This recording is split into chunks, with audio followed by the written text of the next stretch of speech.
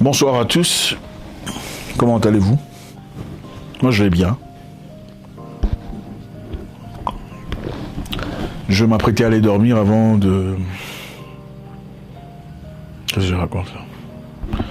Je m'apprêtais à aller dormir et comme je vous ai fait la promesse de vous faire une vidéo chaque jour jusqu'à la fin du mois, et puisque je suis un homme de parole, je le ferai.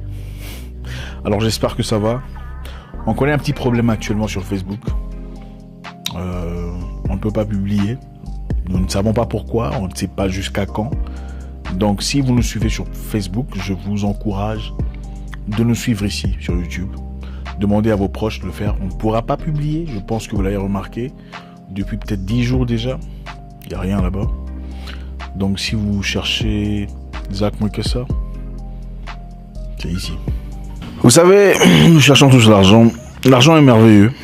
C'est bien d'en avoir, ça fait du bien. L'argent vous aide à accomplir vos projets. L'argent aide à faire des voyages. L'argent peut aider à décanter des problèmes de famille, des problèmes de santé, en tout cas liés à la finance.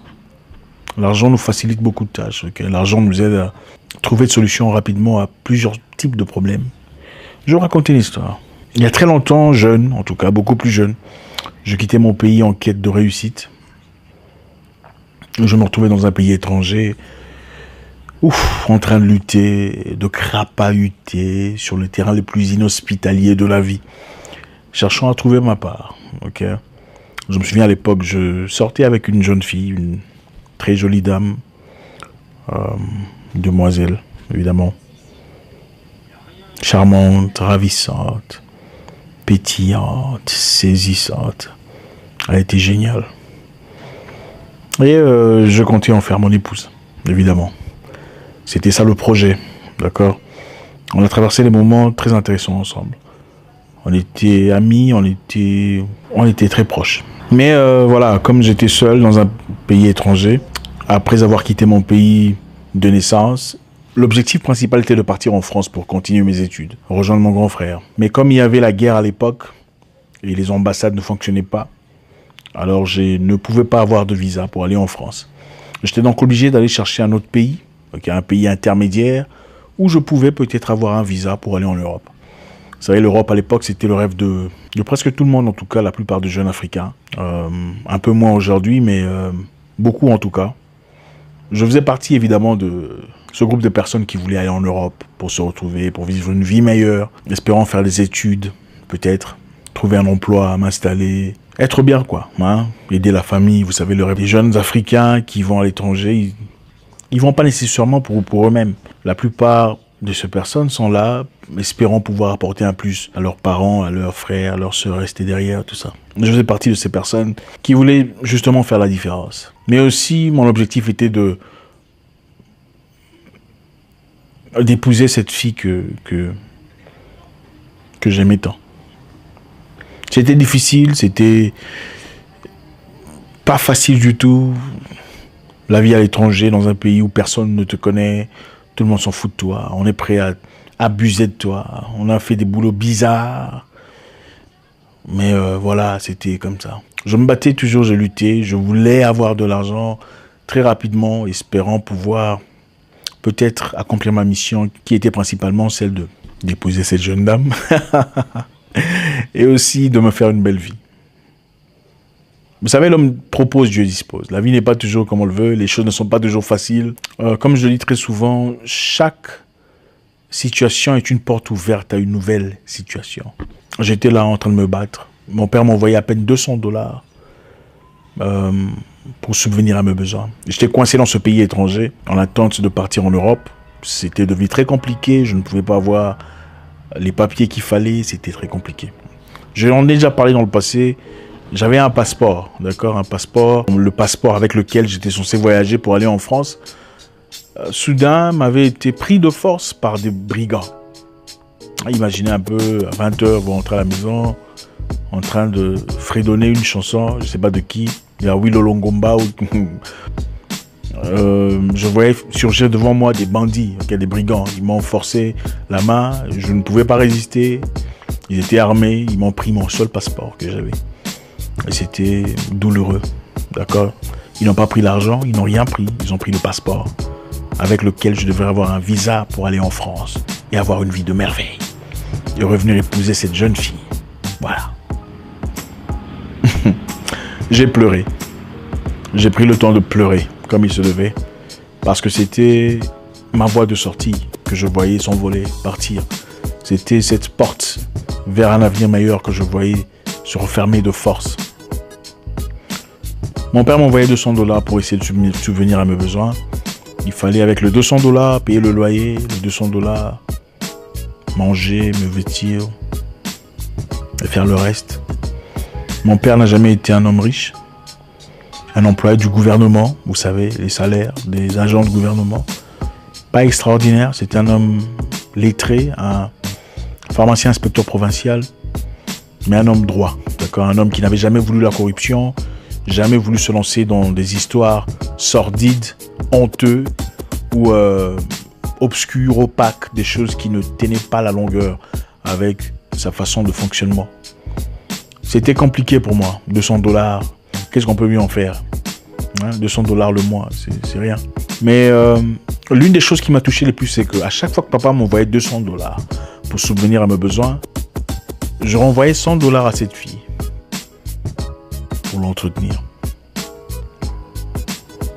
Des $200 que j'avais pour moi dans un pays difficile à gérer, je renvoyais $100 à cette fille que j'aimais, par amour.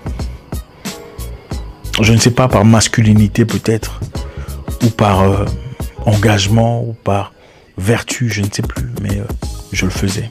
Je faisais des boulots bizarres, mais je m'assurais à ce que je fasse cela. C'était très dur. Plusieurs temps plus tard, un beau jour, son téléphone m'appelle, pendant qu'elle était avec un homme. Elle ne le savait pas. Je ne sais pas comment elle a fait, elle avait apparemment pas beaucoup d'argent, mais ce jour-là, elle avait beaucoup de crédit dans son téléphone, curieusement. Le téléphone m'appelle sans qu'elle le sache, et ils sont en train de parler. Arrête, arrête, attends d'abord.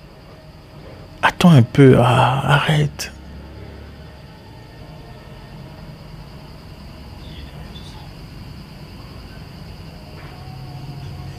J'étais choqué. J'en parlais avec tellement de passion, moi et elle. Parmi les jeunes hommes qui vivaient avec moi dans cette maison de 2 chambres, que je n'oublierai jamais, il y avait 25 personnes dans cette maison. Et chacun parlait de sa dulcinée. Hein? Moi, j'ai laissé Madeleine, je rentrerai pour Madeleine. Ça, c'est un de mes potes qui disait « Ah, je ferai tout pour elle ». L'autre qui disait « Ah, moi, j'ai laissé Jessica, je ne sais même plus les noms. » Et moi qui en parlais aussi, avec beaucoup de passion. Chacun essayait de mettre sur un piédestal ou sa fiancée, peu importe. On était jeunes. Et j'avais devant moi un ami de lutte, Philippe, qui écoutait tout ce qui se passait. Parce que j'avais mis ça sur haut-parleur. Ah, attends. Attends d'abord. Attends un peu. Attends, non. J'avais le cœur brisé en 1000 morceaux. Vous savez, c'était honteux. C'était honteux. Après avoir parlé avec beaucoup d'aisance, beaucoup de charisme, beaucoup de prestance d'une personne, censée être la plus proche de votre vie, être embarrassé de la sorte, c'était l'une des raisons principales pour lesquelles j'ai commencé à boxer. C'était pour avoir de l'argent très vite et répondre à mes devoirs, répondre à mes promesses, faire ce que je voulais faire, c'est-à-dire rentrer épouser cette fille. On faisait partie en tout cas. Vous savez, vous êtes prêt à faire un sport que vous n'avez pas pratiqué en tant qu'amateur. Vous êtes prêt à monter dans un ring de professionnel contre un gars qui a boxé toute sa vie pour avoir de l'argent. À ce point-là. Je n'avais certes pas d'argent à offrir à l'époque. Je n'avais pas grand-chose. J'étais juste un jeune homme en train de se chercher.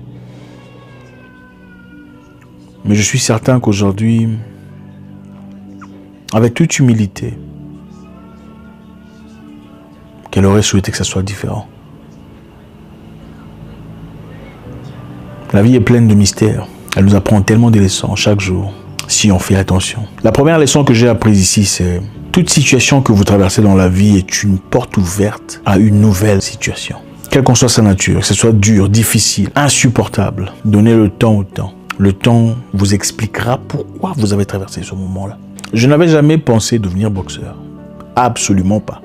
Cogner sur mon visage, pourquoi? Mais je comprends avec le temps que même devenir boxeur, c'était pour d'autres objectifs. Ça n'avait jamais été l'objectif final. Chaque chose nous présente une autre position. La deuxième leçon que j'ai comprise est celle-ci. L'amour seul ne suffit pas toujours pour garder les gens ensemble. Il y a des choses qui surplombent sur l'amour. Dans beaucoup de cas, faites très attention. Jeune homme, je vais d'abord m'adresser à toi, avant de m'adresser à tes sœurs. Presque toutes les femmes aiment l'argent. Si pas toutes. Les moyens, les finances, la bonne position sociale, la sécurité, comme beaucoup l'appellent, la facilité d'acheter ce qu'on veut, de voyager, de partir ailleurs, d'aller à gauche, à droite. Il est important que tu prennes soin de toi. Des gens qui vous aimeraient avec ou sans jambes sont très rares.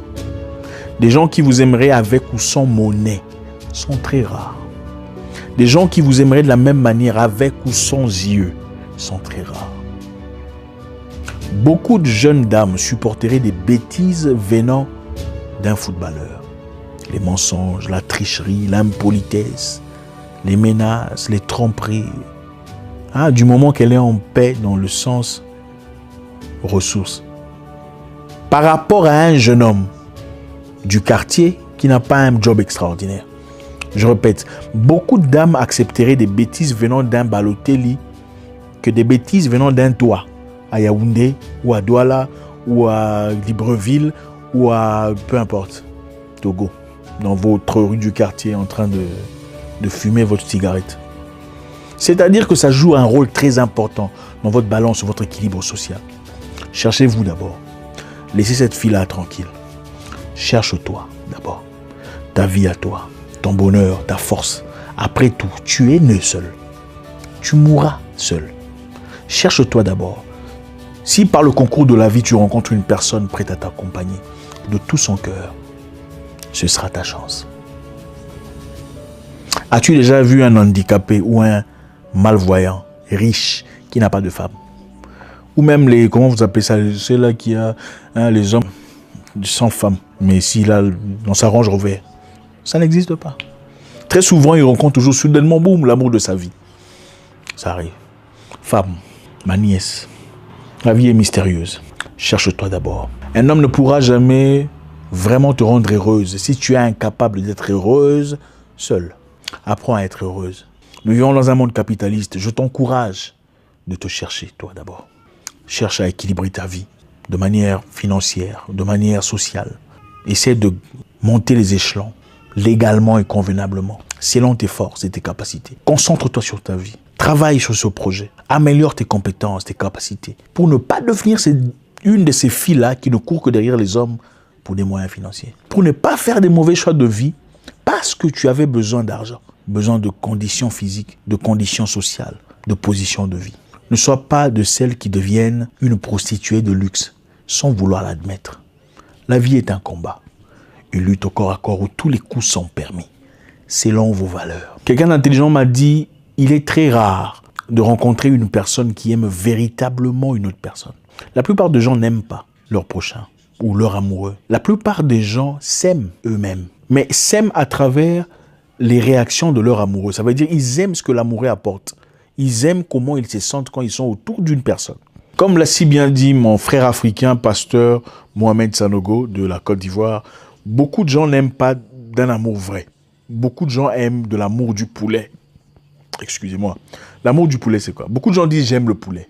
Moi, j'aime le poulet. Donnez-moi le poulet, j'aime le poulet. Je veux manger du poulet. Vous dites que vous aimez les poulets. Est-ce vraiment le poulet que vous aimez ou le sentiment que vous avez quand vous mangez le poulet? Si vous aimez vraiment le poulet, vous ne voudriez pas qu'on tue la poule ou le coq. C'est ça l'amour. Si vous voulez qu'on tue la poule ou le coq pour que vous ayez du poulet à manger, ce n'est pas le poulet que vous aimez ou ce n'est pas le coq. C'est vous que vous aimez à travers le sentiment que vous avez en mangeant le poulet. C'est exactement ça. Beaucoup de personnes n'aiment pas leur fiancé, leur mari, même dans le mariage. Beaucoup de personnes aiment ce qu'ils ont autour de leur mari, ce qu'ils ont autour de leur femme, ce qu'ils reçoivent comme avantage, comme moyen financier, comme facilité, comme facilitation, comme bonheur, comme aubaine, comme opportunité. Beaucoup de gens aiment ce qu'ils ont autour d'eux-mêmes à travers une personne. Ce n'est pas la personne qu'ils aiment. À partir du moment où la personne arrête ce tuyau, stop ce flot, l'amour stop directement. Ce n'est plus la même chose. Voilà pourquoi vous verrez une personne qui a supporté une personne pendant très longtemps. jusqu'à ce qu'il perde son emploi. Ah non, j'en ai marre, je n'en peux plus. D'ailleurs, il lave pas bien sa bouche. D'ailleurs, il pue des aisselles. Ah donc depuis toutes ces années-là, tu ne savais pas qu'il puait des aisselles. Hein? Si aujourd'hui on l'a chassé du boulot, que tu sais qu'il pue des aisselles. Nous vivons dans un monde compliqué. Prenez soin de vous. Faites très attention. J'espère que ça va. Je répète encore une fois. Si vous aimez le contenu, suivez-nous ici sur YouTube. Facebook fait des chichis, c'est-à-dire nous ne publions pas. On nous a castré de notre capacité de publier depuis un temps. Nous ne savons pas combien de temps ça prendra. Parlez à vos amis, à vos cousines, vos frères, tous ceux qui nous suivent et attendent nos messages sur Facebook. Demandez-leur de venir ici. Demandez à vos frères, à vos proches de venir ici sur YouTube. J'espère que ça va. Laissez un commentaire si vous avez à dire. J'espère vous reparler très bientôt. Ciao, ciao.